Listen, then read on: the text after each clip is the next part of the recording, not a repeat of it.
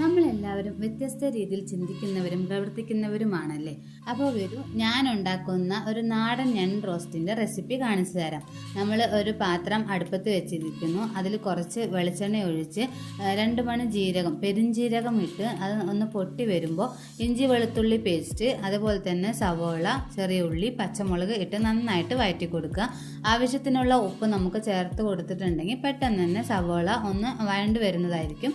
അതിനുശേഷം അതിനാവശ്യമുള്ള മസാലകൾ ചേർക്കുക. മഞ്ഞൾപ്പൊടി, മല്ലിപ്പൊടി, മുളക് പൊടി, അതൊക്കെ എരിവിനനുസരിച്ചും ആവശ്യത്തിനനുസരിച്ചും ചേർക്കുക.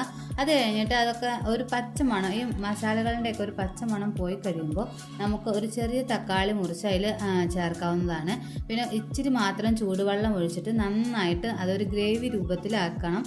അതായത് എല്ലാം തക്കാളിയും മസാലയും എല്ലാം ഒന്ന് വെന്ത് വരണം കേട്ടോ. അതിനുശേഷം നമ്മൾ ക്ലീൻ ചെയ്ത് വെച്ച ക്രാബ് അതിലിട്ട് കൊടുക്കുക. അത് കഴിഞ്ഞിട്ട് നന്നായിട്ടൊന്ന് ഇളക്കി കുറച്ച് നേരം അടച്ച് വെച്ച് വേവിക്കുക കേട്ടോ.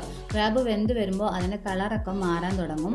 അത് കഴിഞ്ഞിട്ട് ഏകദേശം ആവാറാകുമ്പോൾ കുറച്ച് ഗരം മസാല, കുറച്ച് അധികം കുരുമുളക് പൊടിച്ചതും കറിവേപ്പിൻ്റെയും ചേർത്ത് നന്നായിട്ട് ഒന്നും കൂടി അടച്ച് വെച്ച് വേവിക്കുക. പിന്നെ ഒട്ടും തന്നെ വെള്ളത്തിൻ്റെ ആവശ്യമില്ല. നമുക്ക് നല്ല റോസ്റ്റ് രൂപത്തിലാണ് വേണ്ടത്. അപ്പോൾ ഇതാണ് എൻ്റെ രീതി. ട്രൈ ചെയ്ത് നോക്കൂ.